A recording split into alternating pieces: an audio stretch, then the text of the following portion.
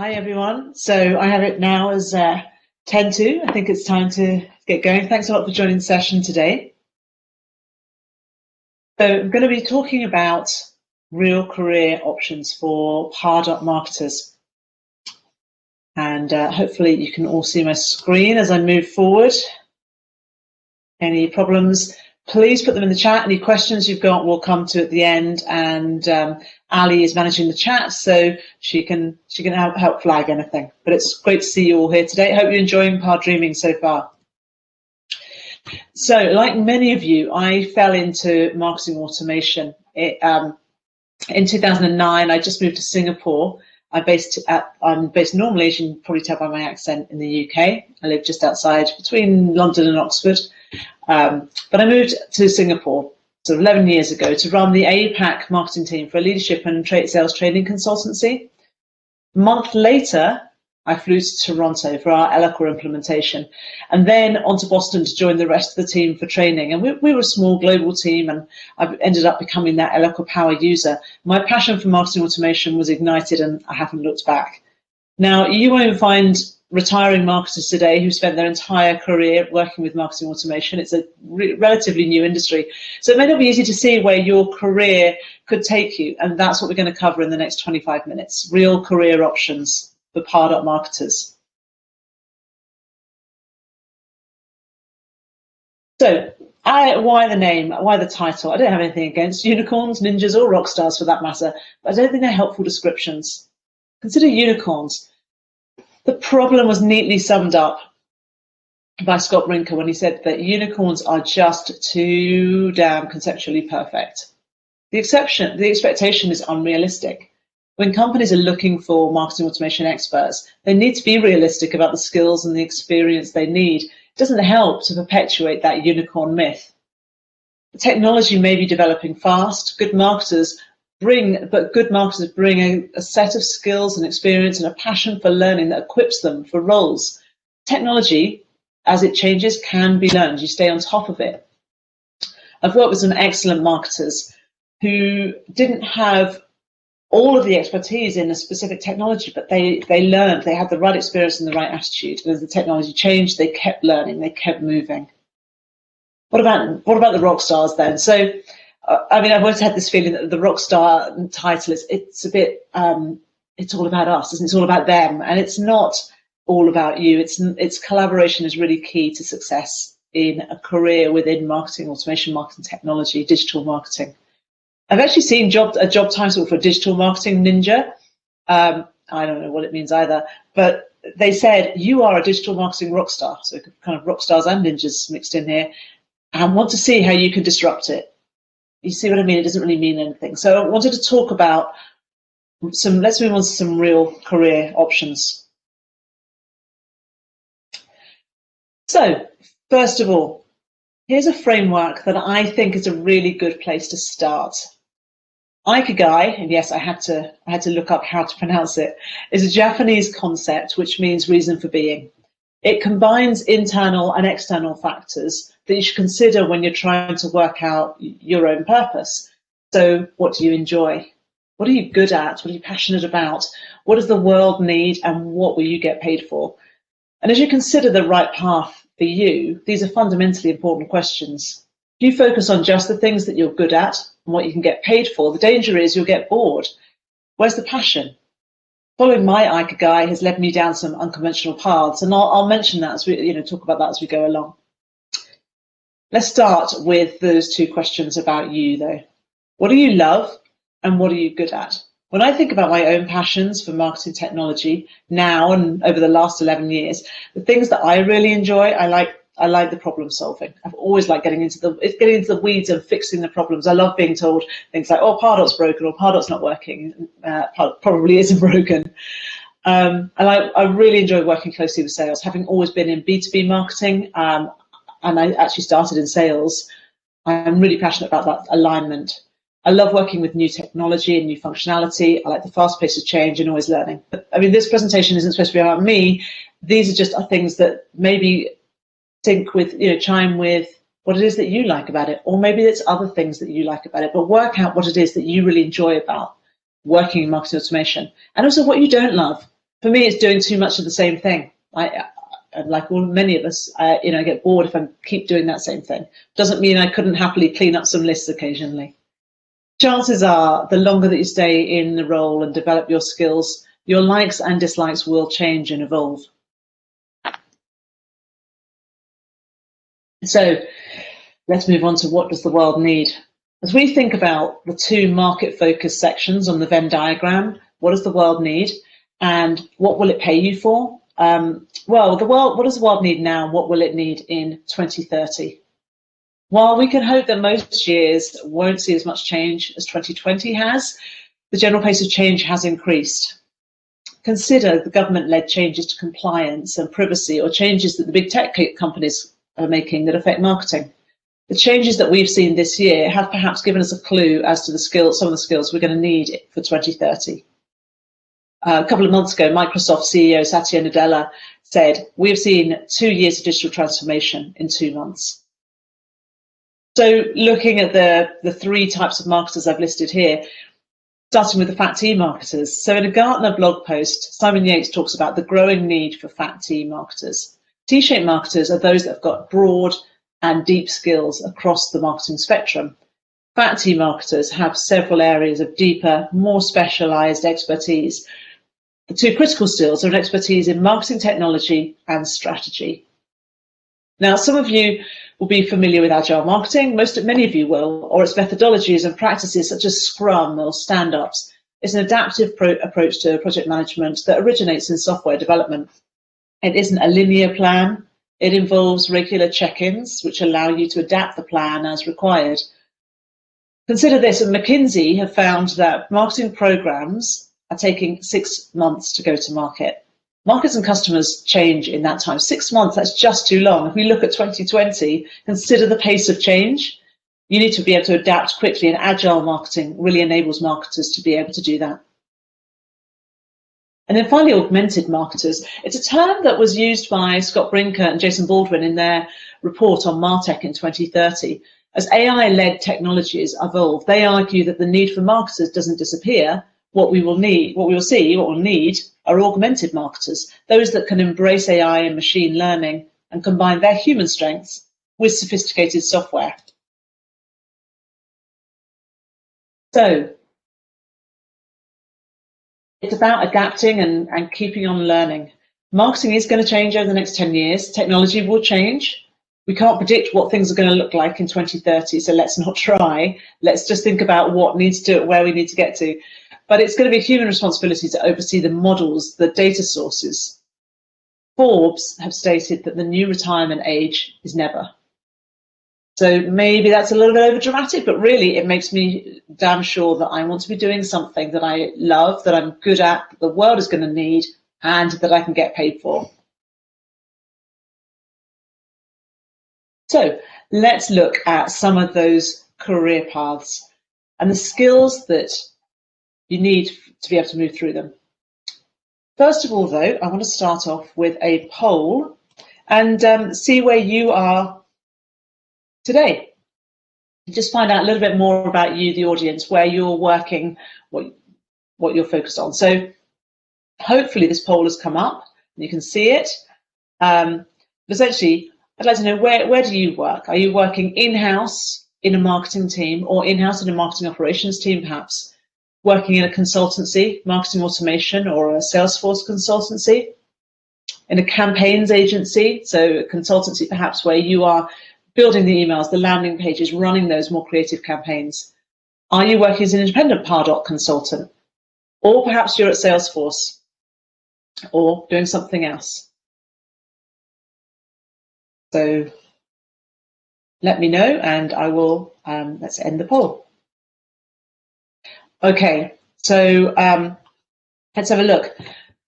About 57% of you working in-house in marketing teams.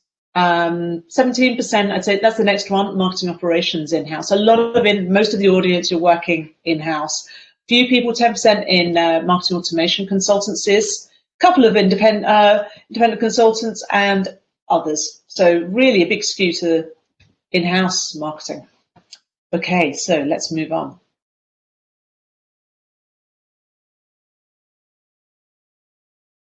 So there are a lot of career options that we could talk about here, and there's no reason why you couldn't change to do something else entirely. Zookeeper, teacher, anything. And I'm not going to go, we haven't got time to cover everything.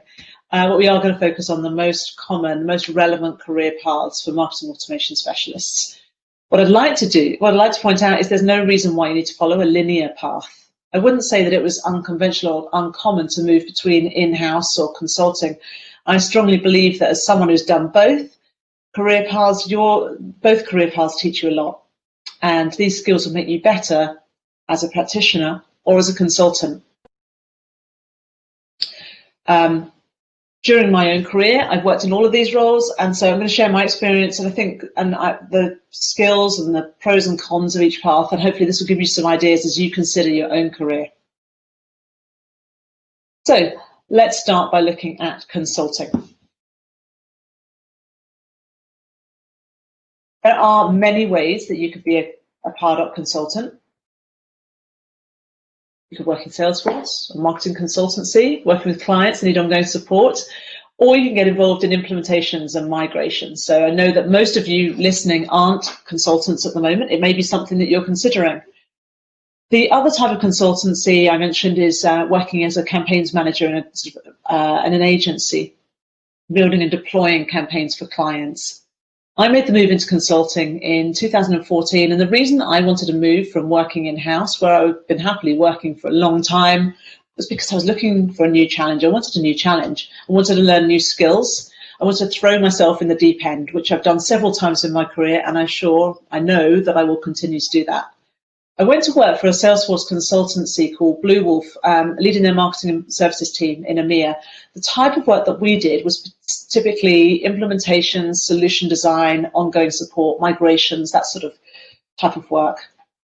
So what skills do you need to be a good consultant beyond your marketing automation expertise? We know we're Pardot experts, so beyond that, what do you need? The biggest one is really project management. This is critical, whatever type of consultant you are or you want to move into. Whether you're managing large-scale IT programs or an independent consultant managing your own projects, good project management skills are highly prized in consultancies, where revenue relies on projects that are to be delivered within scope and within budget.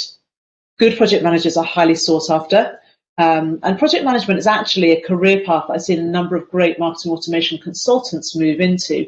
There are lots of great professional development opportunities available to project managers, enabling them to get certified in methodologies like Prince2 or Agile. And project management actually opens up career pathways into professional services, engineering, or multiple other industries that really value good project management.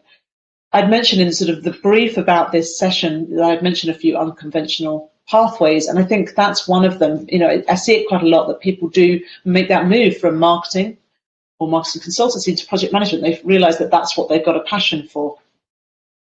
Another key skill is curiosity. Don't be afraid to ask questions. A good consultant is curious, asks a lot of questions, and listens. And especially if you're making that move from being sort of in-house or in-house marketer to a consultant, that is the big change. You have to realize quite early on that there are no stupid questions, but you have to work out how best to ask those questions. You've got to combine your curiosity with some really good communication skills and business acumen, because you'll need to challenge assumptions and ask the hard questions to find out what your customer really needs. You've got to combine your curiosity with good communication skills and business acumen. You'll need to, you'll also need to be customer focused. And I don't just mean your own clients, but your customers' customers as well. Help them to connect with their customers and make them more successful as well. And then there's resilience, the ability to cope under pressure and with changes. There will be tough situations and you will get through them. There are other skills, but I think these are the ones that if you master them, you'll be in a good place to not only move into consultancy, but if you're already there, or if you're thinking about how you develop, really to develop into more senior consulting roles as well. One thing I would add is that some people prefer the whole, prefer to fake it until you make it, that approach. I would say be honest. Sometimes you may have to do a little bit of that, but actually it comes down to confidence as well. have confidence that often you'll be the expert in the room. So don't undervalue that. You might feel like you're faking it and being dishonest, but be honest where you can, but also have confidence. As a consultant, you don't have to work for someone else. 3.5 years ago, I decided I wanted to work for myself as an independent consultant, and there are a lot of others who feel the same. In 2018, Forbes found that 56.7 million Americans were doing freelance work. And this year, there are over 2 million freelancers in the UK. People are driven to freelance by a number of factors, and I think that this year we can add COVID to that list of factors. I wanted the flexibility to be around more. I had 2 7-year-olds on it, but I also wanted to take control of the direction of my career and try something new, and I've loved it. I jumped in with no projects organised, which worked for me, doesn't work for everybody, but if you are going to do that, I recommend just making sure you've got enough savings to be able to keep you going. The other thing I'd highly recommend is to speak to as many people as possible before you make the jump.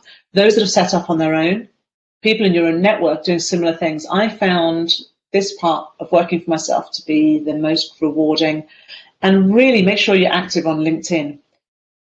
There's many approaches you can take to working for yourself. You can set up your own business and employ others. You can contract and just work on one project at a time. I like the variety of working on a number of projects, but I also really like being part of a team, and I get that from the clients that I work with. I've also realized over the last few years that I am driven by the desire to keep learning and keep developing.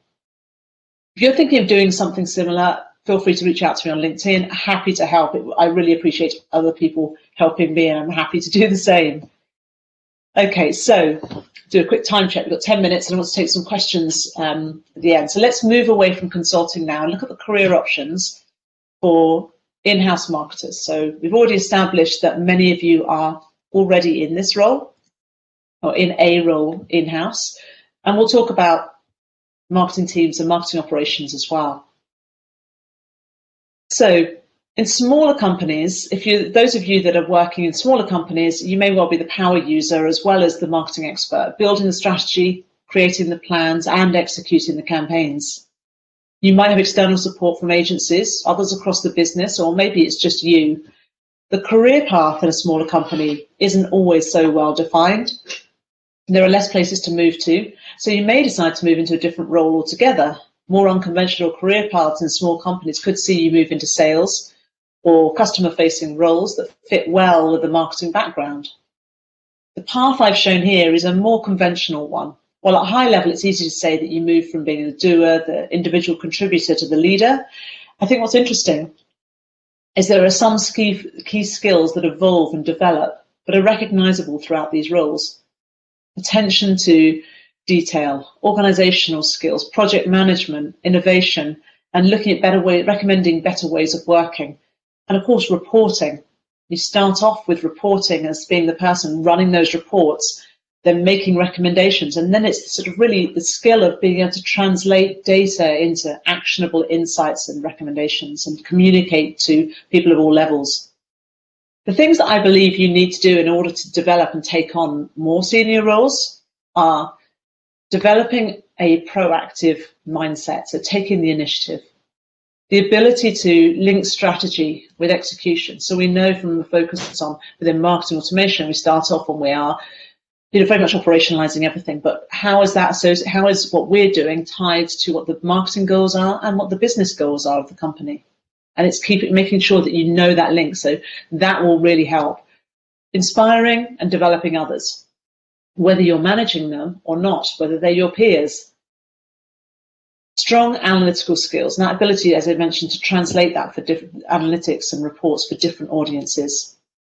Familiarity with a broader range of technology beyond just Pardot, so thinking about things like Tableau, Sales Cloud, even other things outside of the Salesforce ecosystem that support the work you're doing in Pardot. And finally, a solid understanding of data and how it gets used. If we think about the career path opportunities for a Pardot marketer in-house, it's worth recognizing that you could also be part of a center of excellence within your company, which kind of works as a shared service. You work with teams all over your organization. And that leads neatly on to the marketing operations team, which often does work as a shared service within an organization. So marketing operations provides the governance, infrastructure and support, enabling marketing to operate efficiently and with scale and consistency. Effectively, they lay the tracks. According to Gartner, only 49% of marketing organizations say they have a dedicated marketing operations leader. It's not surprising, while it's been a growing function, it tends to be just the bigger enterprise-sized companies that have a dedicated marketing operations function. Marketing operations does exist in smaller companies, but it's usually owned or part of the marketing team. While the structure and roles within marketing operation teams differ between companies, these on the slide here on the left are typically the responsibilities that lie within the team. The structure you'll expect to see, a well-run marketing operations team, means that for you as a marketing automation specialist joining a team, there's plenty of room for development within marketing operations and lots of different roles and career paths. If you're passionate about marketing technology and processes, this is a great environment for you. I really believe this is a function that is going to continue to grow and to change shape. And I think the skills you have as a Pardot marketer will really help you to develop within marketing operations. So finally, I want to leave you with some steps that you can take now. So 5 steps. First of all, I talked about the importance of talking with your network. It's going to be past colleagues, friends, peers, people that you've worked with, people that you haven't, people that you know from events that you've attended. And attend events. It's a lot easier for us all now while it's virtual. There's no commute. The events come to you. Talk to people and listen to what others are saying and doing. LinkedIn is a great community for commenting, sharing content. I get really good insights from the other things that other people share, the videos, whatever it is. I just find it's been a really good way also to connect with people. It joins all of the Pardot community with the network. I think the Pardot community is a critical and really supportive community. So share, read blog posts, attend user groups. The Spot for Pardot, the Drip are 2 really good blogs that I would highly recommend. And then also take online learning. Now, Trailhead, of course, is the obvious one. Get certified. Pardot consultant as a Pardot specialist. But also think about the other skills you can learn on via Trailhead, Tableau, Sales Cloud, all of the other Salesforce platforms. And then outside of Salesforce, think about the other complementary technologies we talked about that it's worth getting yourself up on.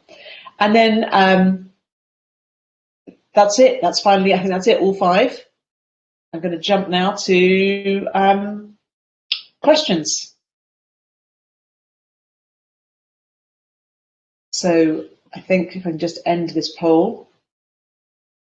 Here we go. If anyone has got any particular questions. So Claudia, I can see, has asked if there's any specific recommendations for online courses. I would say that I would definitely start with Trailhead. I mean, I know it's an obvious one, but the reason I'd say Trailhead first is because it's not just Pardot, and it's actually not just technology. There's some really good courses there on all sorts of project management, public speaking, just so many different things. So I would certainly have a look there.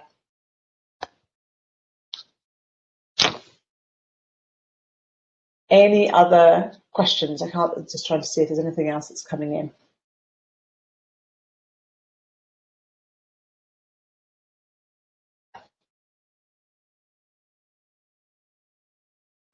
If there's, I think that's it. Hopefully that's because I've answered all your questions. But as I said, feel free to reach out to me on LinkedIn, on Twitter. If you've got any questions, I'm happy to help.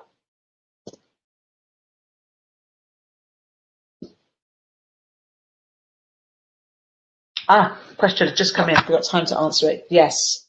I'm a Gen X from Michael. I'm a Gen Xer who's involved from a copywriter to web dev to email programmer to write systems that work and finally to a job that no one can describe.